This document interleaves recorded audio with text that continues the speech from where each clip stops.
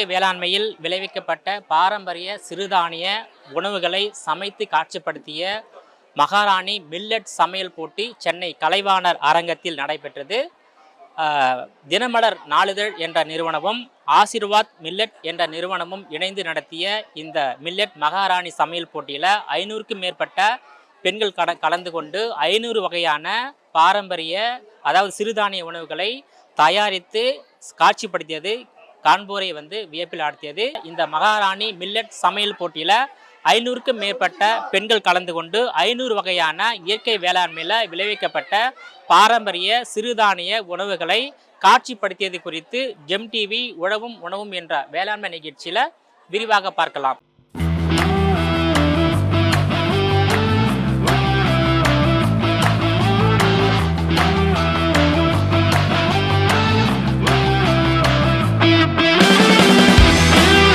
பண்ணியிருக்கிறது அம்மணி கொழுக்கட்டை, கோதுமை மாவில் அம்மணி கொழுக்கட்டை பண்ணியிருக்கேன். பொதுவாக நம்ம அரிசி மாவில் தான் பண்ணுவோம். ஆனால் நான் எடுத்துகிட்டு இருக்கிறது நவதானி அந்த மல்டிகிரெயின் கோதுமை மாவில் அம்மணி கொழுக்கட்டை பண்ணியிருக்கேன். இது ஈஸியாக டைஜஸ்டும் ஆகும். ப்ரோட்டீன்ஸ், கால்சியம், எல்லா மினரல்ஸ், விட்டமின்ஸ் எல்லாமே இதில் இருக்குது. ரொம்ப ஈஸியாகவும் செய்யலாம், குயிக்காகவும் செய்யலாம். இது எல்லாருக்குமே பிடிக்கக்கூடிய ஒரு உணவு. இப்போ சிறுதானிய உணவு, பாரம்பரிய உணவு பற்றி என்ன நினைக்கிறீங்க? உங்கள் வீட்டில் சிறுதானிய உணவுக்கு, இந்த பாரம்பரிய உணவுக்கு, இயற்கை வேளாண்மையில் விளைவிக்கப்பட்ட உணவுப் பொருளுக்கு எந்த அளவு முக்கியத்துவம் கொடுக்குறீங்க? இப்போ பார்த்திங்கன்னா இது மில்லட் இயர் இல்லையா?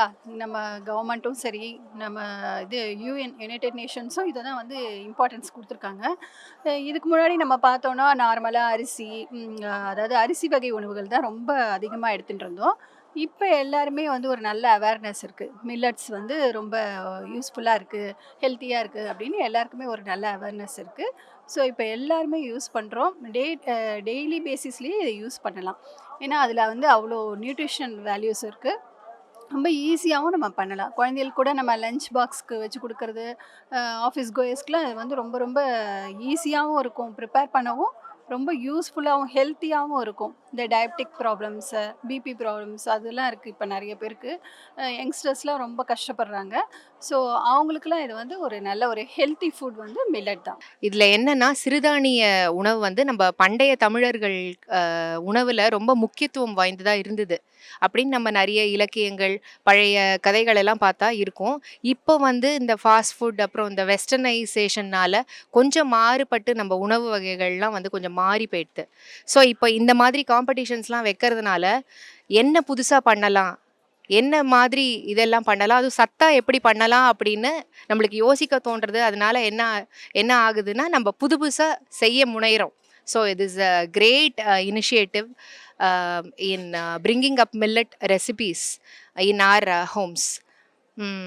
இது millet year, international millet year இந்த வருஷம் கொண்டாடுறாங்க.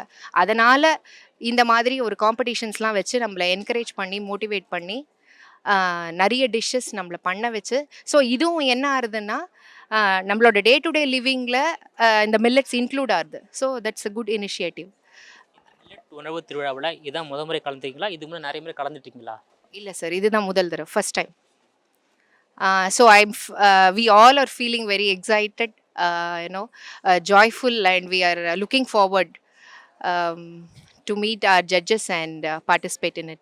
உங்கள் வீட்டில் என்ன சமையல்? இயற்கை உணவு சமையலா இல்லை வேறு சமையலா? எங்கள் வீட்டில் சிறுதானியம் உண்டு சார். அப்புறம் சாதாரணமாக வெள்ளை அரிசி அதுவும் பண்ணுறோம், சிறுதானியமும் உண்டு இன் அ ப்ரப்போர்ஷன். ஏன்னா குழந்தைங்கள்லாம் இருக்கிறதுனால அதுக்கேற்ற மாதிரி பண்ணணும் நம்ம. ஸோ இப்போது அவேர்னஸ் வருது, ஹெல்த் அவேர்னஸ் வருதுன்னு நான் நினைக்கிறேன். அதனால் சிறுதானியங்கள் நிறைய அந்த ஃபார்ம் ஆஃப் அ பவுடரோ, இல்லை நான் இன்றைக்கி ஐஸ்கிரீம் பண்ணியிருக்கேன். ஏன்னா பெரியவங்க இது உடம்புக்கு நல்லது அப்படின்னா நம்ம எடுத்துட்டுருவோம். ஆனால் the biggest challenge would be initiating the child to take it. So அதனால் in a form of some kind of kids special அதில் பண்ணியிருக்கேன் நான். ஸோ ஐ திங்க் ஐஸ்கிரீம் பண்ணியிருக்கேன். கருப்பு கவுனி அரிசியும், அப்புறம் மல்டி மில்லட் நியூட்ரிஷ்னல் பவுடர், கொஞ்சம் கொக்கோ பவுடர், மில்க் பவுடர், அப்படி குழந்தைங்களுக்கு பிடிச்ச மாதிரி சாக்லேட் பவுடர் எல்லாம் சேர்த்து, ட்ரை ஃப்ரூட்ஸ் எல்லாம் சேர்த்து. இப்போது போன்விட்டா தான் சாப்பிடும் குழந்தை, வெறும் பால் குடிக்க வைக்கிறதுனா கஷ்டம். அதில் எப்படி மில்லட் இனிஷியேட் நம்ம பண்ணலாம் அப்படின்னு சொல்லி நியூட்ரிஷ்னல் மல்டி மில்லட் பவுடர் பண்ணியிருக்கேன் நான். இன்னைக்கு பண்ணியிருக்கிறது பார்த்தீங்கன்னா சோறா முக்கணி. சோறானா சோளத்தையும் ராகியும் மிக்ஸ் பண்ணி முக்கணியை வச்சு பண்ணனால இதுக்கு சோறா முக்கணி நானாகவே நேம் வச்சுருக்கேன். இது பார்த்தீங்கன்னா உங்களுக்கு வந்து ராகி வந்துட்டு ரொம்ப ஹெல்தி ஃபுட்டு. ஸோ என்னுடைய குழந்தைங்களுக்குலாம் வந்துட்டு ராகினா என்னன்னே தெரியாது. ஸோ அதை வந்துட்டு அவங்களுக்கு சொல்லி கொடுக்கணும், பாரம்பரியத்தை சொல்லி கொடுக்கணுன்றதுனால ராகி, சோளம்ன்றது எல்லாம் சோளம்னா மக்காச்சோளம் தான் நினச்சிட்டு இருக்காங்க, ஸ்வீட் கார்ன்னு நினச்சிட்டு இருக்காங்க. ஸோ அதுக்கு உண்டான சோளத்தையும் இந்த வெள்ளை சோளத்தையும் காமிக்கணும் அப்படின்றதுனால அதையும் சேர்த்து இன்னைக்கு பண்ணியிருக்கேன் நான்.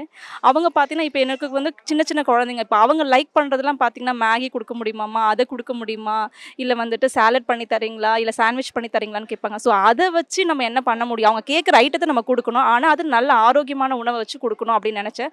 ஸோ அதனால வந்து சாண்ட்விச் மாதிரியே வந்துட்டு இந்த ராகி சோளம் மாவு வச்சுட்டு உள்ளே வந்துட்டு ஸ்டஃப் வந்து எல்லாரும் குழந்தைங்களுக்கு ஸ்வீட்டு தான் பிடிக்கும். ஸோ அதனால் முக்கணி யூஸ் பண்ணிங்கன்னா அது ஹெல்தி ஃபுட்டு. ஸோ அதை பேஸ் பண்ணிவிட்டு அவங்களுக்கு வந்து பண்ணி கொடுக்குறது. ஸோ அது ரெகுலராக பண்ணி கொடுத்துட்டே இருக்கும்போது இப்படி ஒரு ஆப்பர்ச்சுனிட்டி வந்திருக்கு. ஸோ அதை நம்ம யூட்டிலைஸ் பண்ணிக்கலாமே அப்படின்றதுக்காக வந்து இன்றைக்கி பார்ட்டிசிபேட் பண்ணியிருக்கேன் மில்லட்ஸ் மகாராணிக்கு. மார்னிங் பார்த்தீங்கன்னா சிறுதானியம் சாப்பிட்டிங்கன்னா மோஸ்ட்டாக வந்து பசிக்கவே பசிக்காது. ஸோ மார்னிங் நாங்கள் எல்லாருமே ஆஃபீஸ் போகிறவங்க மார்னிங் என்ன பண்ணுவோம்னா மேக்ஸிமம் வந்துட்டு 90% வந்துட்டு மில்லட்ஸ் யூஸ் பண்ணி தான் வந்து தோசை இல்லை இட்லி வந்துட்டு வைப்போம், இல்லைன்னா கஞ்சி வைப்போம். ஸோ மோஸ்ட்டாக யூஸ் பண்ணது பார்த்தீங்கன்னா கம்பு, ராகி, சோளம் இது மூணுத்தையுமே கிரைண்ட் பண்ணி எப்பவுமே ரெடியாகவே வச்சுருப்போம். அந்த மிக்ஸ் வச்சுட்டு என்ன பண்ணுவோம்னா லைட்டாக வந்து தயிர் கலந்தோன்னா நம்ம ஒரு தோசையோ இட்லியோ வார்த்துக்கலாம். ஸோ அந்த மாதிரி தான் வந்துட்டு மார்னிங் டிஃபன் இருக்கும். ஆஃப்டர்நூன் பார்த்தீங்கன்னா உங்களுக்கு நார்மல் யூஸ் பண்ணுற அந்த ரைஸ் தான் யூஸ் பண்ணுவோம். ஈவினிங் பார்த்தீங்கன்னா டைம் இருக்கிற டைமை பொறுத்து நம்ம கஞ்சி, ஈவினிங் ஸ்நாக்ஸு அந்த மாதிரியெல்லாம் யூஸ் பண்ணிக்கிறது. இதில் வந்துட்டு ஸ்ப்ரவுட்ஸு, நம்ம பச்சை பயிரை வந்துட்டு முளைக்க போட்டு அந்த மாதிரி காலையில் தயிர் மிக்ஸ் பண்ணி சாப்பிடுது. ஸோ ஹெல்தி காலையில் மார்னிங் வந்துட்டு ஹெல்தி ப்ரோட்டீன் வந்து எடுக்கணுன்றதுனால ஸோ இந்த மில்லட்ஸ் வந்து யூஸ் பண்ண வேண்டியதாக இருக்குது. இன்றைக்கி நான் பண்ணியிருக்க டிஷ் வந்து வரகு வெஜ் கட்லெட். எதுக்கு வரகு எடுத்தேன்னா எனக்கே ஆக்சுவலாக வரகை பற்றி தெரியாது. ஸோ நான் வந்து இது எப்படி இருக்கும் அப்படின்னு டேஸ்ட் பண்ணணுன்றதுக்காக தான் இந்த வரகை எடுத்தோம். ஆனால் அதில் பெனிஃபிட்ஸ் பார்த்திங்கன்னா அயன் டெஃபிஷியன்சி இருக்கிறவங்களாம் இதை வந்து நல்லா எடுத்துக்கலான்னு வேறு சொல்லியிருக்காங்க. இதில் ராகியுமே நான் மிக்ஸ் பண்ணியிருக்கேன். அதுக்கப்புறம் ஃபர்ஸ்ட்டு நான் வந்து இந்த ஜென்ரேஷனுக்கு வந்து நிறைய இந்த மாதிரி நம்ம பொங்கல் அந்த மாதிரிலாம் கொடுத்தா பிடிக்க மாட்டேங்குது. ஸோ நான் வந்து கட்லெட் பேஸ் எதாவது பண்ணி கொடுக்கலாம் அப்படின்னு சொல்லி நான் வந்து என்னோடய கிட்டு தான் வந்து 3 இயர் கிட்டு, அவள் தான் எனக்கு வந்து ஃபஸ்ட்டு என்னோடய மினி ஷெஃப்னு சொல்லலாம். ஸோ அவளை வச்சு தான் ட்ரை பண்ணேன். அவளுக்கு ரொம்ப பிடிச்சிருந்தது. ஸோ அதனால் இங்கேயும் நான் வந்து ஷெஃப்பை வந்து கவர் பண்ணலாம் அப்படின்னு சொல்லி இதை டிஷ்ஷை கொண்டு வந்திருக்கேன். ஸோ இதில் ராகி, அதுக்கப்புறம் இந்த முன்னாடி இன்க்ரீடியன்ட் போட்டிருக்கேன் பாருங்கள். ஸோ இதெல்லாம் கொண்டு வந்துட்டு ஸோ இது ஒரு அவேர்னஸ். ஸோ இப்படியும் நம்ம வந்து பாரம்பரிய உணவு வந்து குழந்தைங்களுக்கு கொடுக்கலான்றதுக்காக எடுத்துகிட்டு வந்திருக்கேன். சிறுதானியம் வந்து ஆக்சுவலாக சேர்ப்போம். என்னோடய 8 மந்த் பேபிக்கு வந்து ஆக்சுவலாக நான் கொடுக்குறதே ராகி போட்டு வச்சு தான் கொடுப்போம். அப்புறம் ஈவினிங் டைமில் அந்த மிக்ஸ்டு மல்டிக்ரெயின்ஸ் வந்து கொடுப்போம். அந்த மாதிரி கொடுத்து ஹெல்த்தியாக தான் அவங்க வளரும் போதே ஹெல்த்தியாக வளரணுன்றதுக்காக நாங்கள் வந்து சரி ஃபாஸ்ட் ஃபுட் ஐட்டம்ஸ், செர்லாக்கு அதெல்லாம் கொடுக்காம நான் ஹோம்மேடாக பண்ணுற எல்லாமே அந்த மாதிரி கொடுக்குறேன். எல்லாமே இது இயற்கையான உணவு. எல்லாமே வந்து இந்த என்ன சொல்கிறது, வரகு அரிசி, அதுக்கப்புறம் ராகி மாவு, ஆசீர்வாத் ராகி மாவு, அப்புறம் சக்கரவள்ளி கிழங்கு, உருளைக்கிழங்கு, கேரட்டு இந்த மாதிரியான விஷயம் தான் போட்டிருக்கோம். எதுவுமே வந்து ப்ரிசர்வேட்டிவ் அடிட்டிவ்ஸ்ன்னு எதுவுமே நான் ஆட் பண்ணல. எல்லாமே குழந்தைங்க சாப்பிட்ற மாதிரி தான் எடுத்து. சிறுதானியத்தை மிக்கித்த கொடுத்து சிறுதானிய ரெசிபி வந்து வச்சிருக்கிறது வந்து ரொம்ப மிகவும் பாராட்டுக்குரியதாக இருக்குது. குறிப்பாக வந்து சென்னை, திருவள்ளூர், காஞ்சிபுரம் இந்த பகுதியெல்லாம் வளர்ந்து வரும் ஒரு நகரமாக இருக்குது. போன வருஷம் வந்து ஐநா வந்து 23வது ஆண்டை சிறுதானிய ஆண்டை அறிவிச்சிருந்துச்சு. இவ்வளோ பேருக்கு வந்து இந்த 510 பேர் மத்தியில் இந்த விளம்பரத்தை கொண்டு போயிருக்குன்னா ஆரோக்கியமான ஒரு உணவு வந்து இந்த சமுதாயத்தில் கிடைக்கணும். குறிப்பாக பெண்கள் வந்து இன்றைக்கி வந்து 75% பேர் வந்து கால்சியம் சத்து இல்லாமல் ரொம்ப அனிமிக்காக இருக்காங்க. அதில் வந்து கம்பில் வந்து பார்த்திங்கன்னா 8 மடங்கு நெல் அரிசி விட 8 மடங்கு கம்பு அரிசியில் ரொம்ப சத்து இருக்குது. அதை வலியுறுத்தி இன்றைக்கி சிறுதானியன்ற ஒன்றை வந்து பரவலாக்கப்படுதுன்னா இந்த ஆசீர்வாதா உடைய மில்லட் மிக்சர் அதுடைய நோக்கத்துக்கும் பாராட்டுக்குரியது. அதில் இன்னொரு விஷயம் பார்த்தீங்கன்னா நமது தாமஸ் சார் வந்து ரொம்ப சிறப்பாக இதில் வந்து பங்கெடுத்து இதை வந்து செய்ய போகிறாருன்னா அது ரொம்ப ரொம்ப சிறப்பாக இருக்குது. அது மட்டும் இல்லாமல் அந்த மாதம்பட்டி ரங்கராஜ் அவங்க வந்து இந்த சிறுதானியத்தை உணவு கொடுத்து மக்களை ஊக்கப்படுத்துகிறாங்க. அதுவும் இந்த சிறப்பான ஒரு விஷயமா இருக்குது.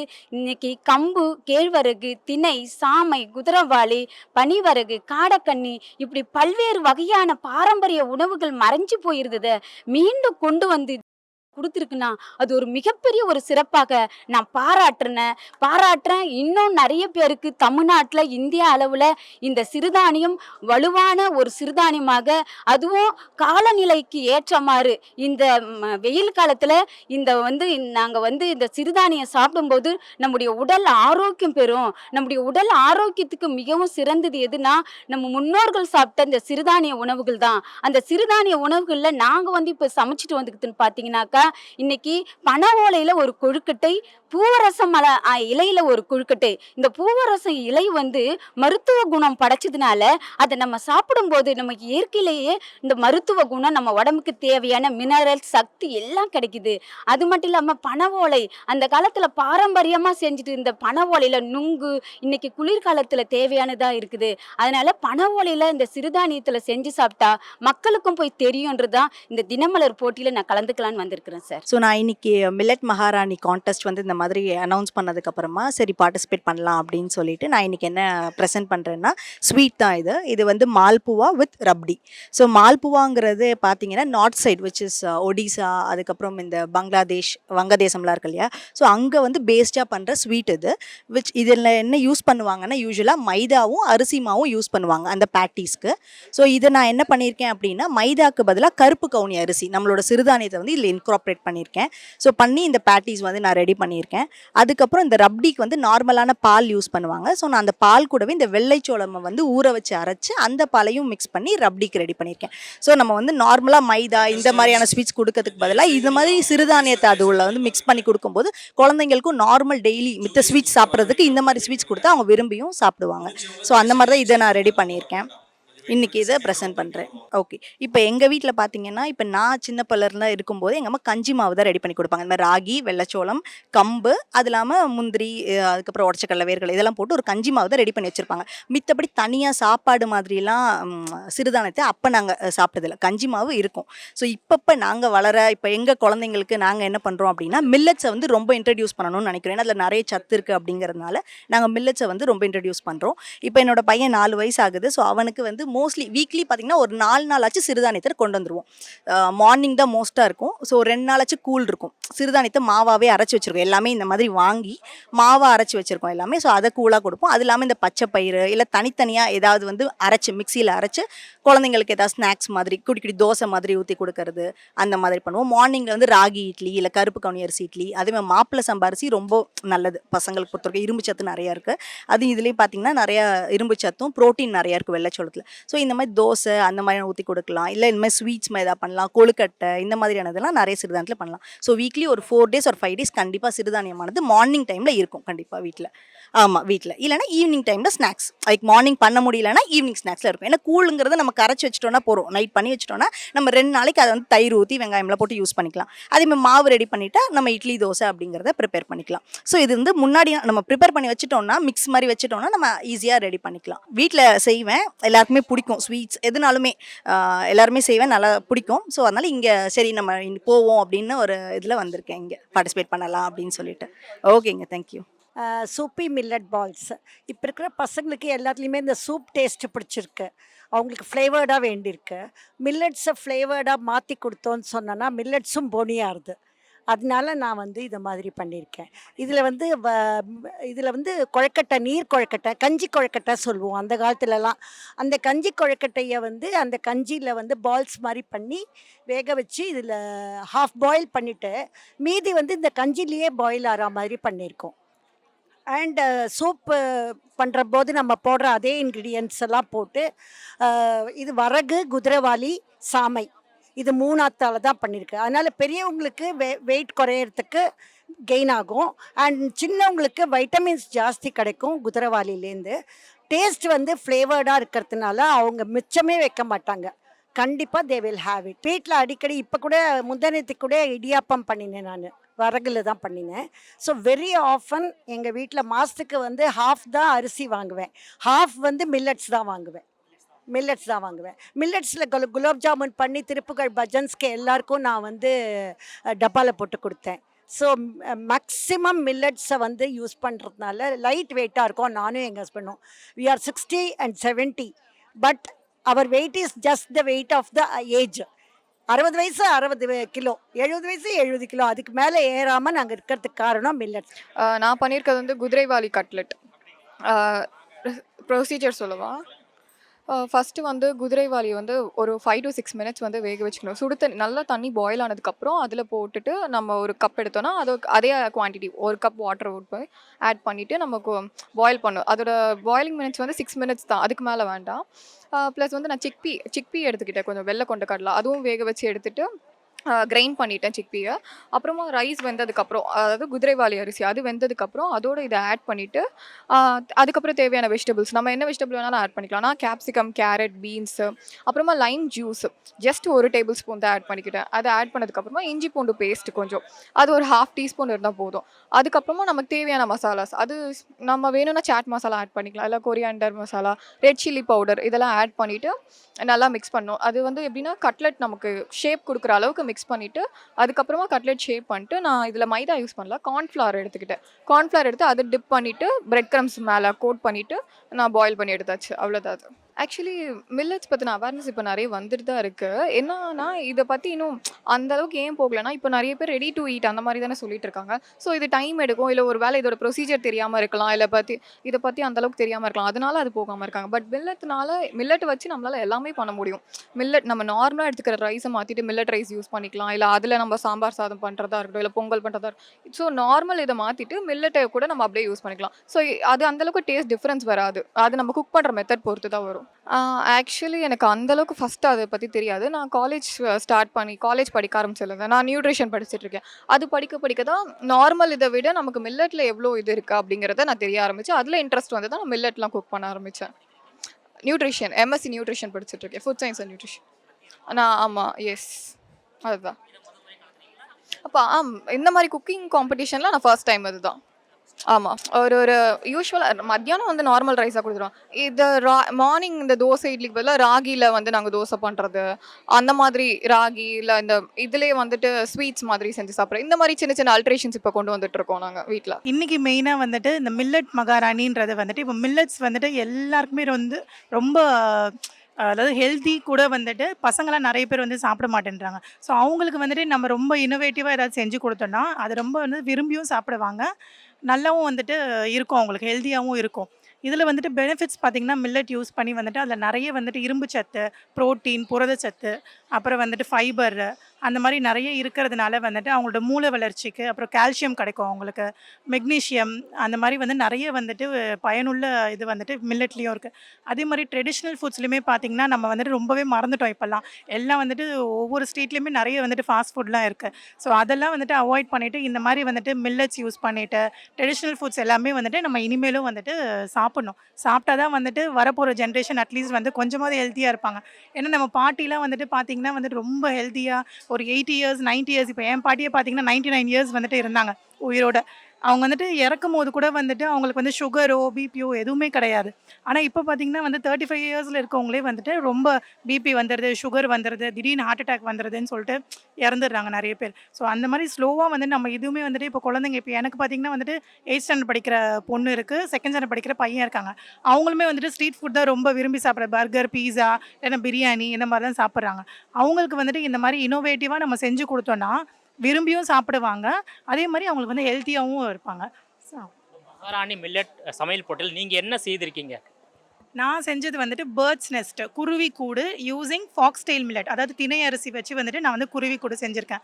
இது எப்படி செஞ்சோன்னா வந்துட்டு ஃபாக்ஸ்டெயில் மில்லட், அதாவது திணை அரிசியை வந்துட்டு நல்லா வந்துட்டு வாஷ் பண்ணிக்கணும். வாஷ் பண்ணிவிட்டு வந்துட்டு ஒரு 15 மினிட்ஸ்க்கு வந்து நல்லா வந்துட்டு பாயில் பண்ணிக்கணும். பாயில் பண்ணிவிட்டு ஆற வச்சிடணும். ஆற வச்சுட்டு வந்துட்டு நான் செஞ்சுருக்கிறது பார்த்திங்கன்னா ஒரு கட்லெட் பேஸ் மாதிரி தான். அதுக்கு வந்து கட்லெட் பேஸ்க்கு பார்த்திங்கன்னா வந்துட்டு உருளைக்கிழங்கு, அதுக்கப்புறம் பன்னீர் கொஞ்சம், அப்புறம் பீன்ஸு, கேரட்டு, பட்டாணி, பச்சை பட்டாணி, இதெல்லாம் இதில் பார்த்திங்கன்னா வெஜிடபிள்ஸ் எல்லாமே யூஸ் பண்ணியிருக்கிறதுனால அவங்களுக்கு விட்டமின்ஸ், மினரல்ஸ் இதுவுமே வந்து கிடச்சிருது. எல்லாமே ரொம்ப ஹெல்த்தியான டிஷ்ஷு. ப்ளஸ் வந்துட்டு கொஞ்சம் இனோவேட்டிவாக இந்த மாதிரி அவங்களுக்கு பார்க்குறதுக்கு டெம்டிங்காக இருக்கிற மாதிரி நம்ம செஞ்சோன்னா வந்துட்டு ரொம்பவும் விரும்பி சாப்பிடுவாங்க.